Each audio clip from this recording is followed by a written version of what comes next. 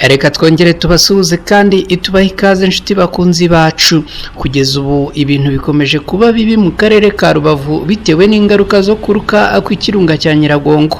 Ubu imitingito ikomeje kwangiza ibikorwa remezo birimo amazu, imihanda n'ibindi bikorwa, kugeza aho bamwe mu baturage baturiye aka gace bamaze kumenyera kurara hanze, naho abandi bakaba bafashe iyihuta bagahunga. Bamwe berekeje mu karere ka Gicumbi, abandi berekeza mu Ruhengeri, abandi baza i Kigali. Ibintu bikomeje gufata indi ntera ikomeye, aho hari n'abandi berekeje mu bindi bice binyuranye by'igihugu cy'u Rwanda. Ibi kandi birabisikana no kuba abanyekongo bamwe mu bagizweho ingaruka n'uku kuruka kw'iki kirunga cya Nyiragongo nabo bahisemo guhungira i Gisenyi mu karere ka Rubavu. Reka dufate akanya gatoya amaze tuze turebera hamwe ibirambuye kuri iyi nkuru. Nitwa na Cretine Hirushwa, baha ikaze ku Ibendera TV.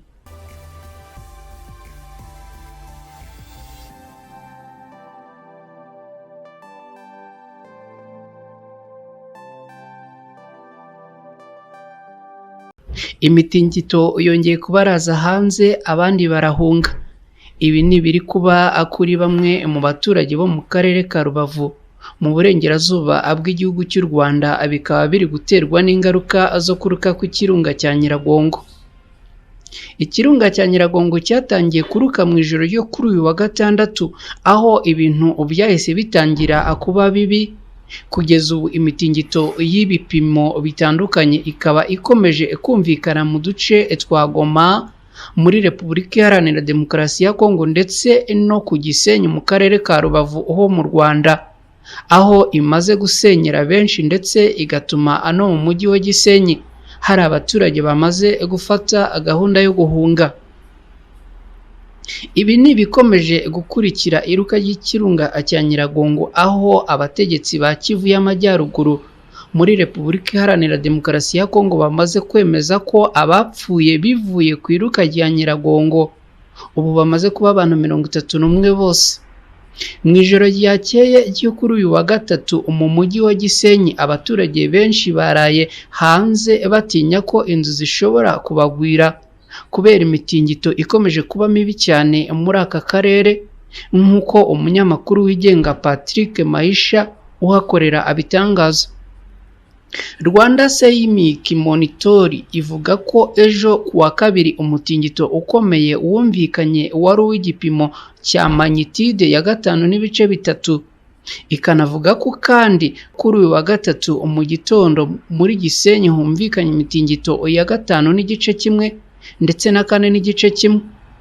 Abaturage babarirwa mu magana kuri uyu wa kabiri bavuye mu mujyi wa Gisenyi bahungira mu bice bya Ruhengeri na Kigali kubera impungenge batewe n'iyi mitingito. Muri Gisenyi isoko rirafunze, ubucuruzi bwinshi ntiburi gukora, banki nyinshi zirafunze ndetse ibitaro byimuriye serivisi zabyo zimwe z'abarwayi mu bitaro biri hafi nka Shyira na Ruhengeri. Abategetsi mu Rwanda barasaba abantu kudakuka umutima, gukomeza kwitwararika, kwirinda ibihuha no kumva amakuru n'inama bagirwa n'inzego zibishinzwe. Bavuga kandi ko bakomeza gufata ingamba zo gutabara abagezweho n'ingaruka z'umutingito biturutse ku iruka ry'iki kirunga cya Nyiragongo giherereye muri Kongo. Clemence Umutoni, umucuruzi wo mu kagari ka Byahi mu murenge wa Rubavu, yabwiye BBC dukesha inkuru ko bamaze iminsi 3 barara hanze kubera kugira ubwoba. Yagize ati, kuva byatangira turi kurara hanze, ntabwo wacuruza rero waraye hanze. Turi gusaba ubuyobozi ngo butubonere aho twaryama nuko twabaho. Madamu Gakuru Mwanjuma wo mu kagari ka Byahi, inzu ze zirimo izo akodesha zari zimutunze zasenyutse.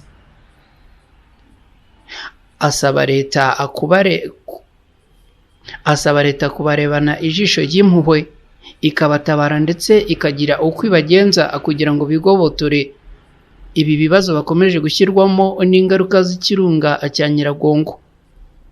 Ni ibintu avuga muri aya magambo agira ati ibintu byifashe nabi cyane kuva ku wa gatandatu turahangayitse, inzu nyinshi wabibonye ziri hasi, inzu zanjye zose zaguye hasi, nkomeje kugirwaho ingaruka n'iruka ry'iki kirunga cya Nyiragongo.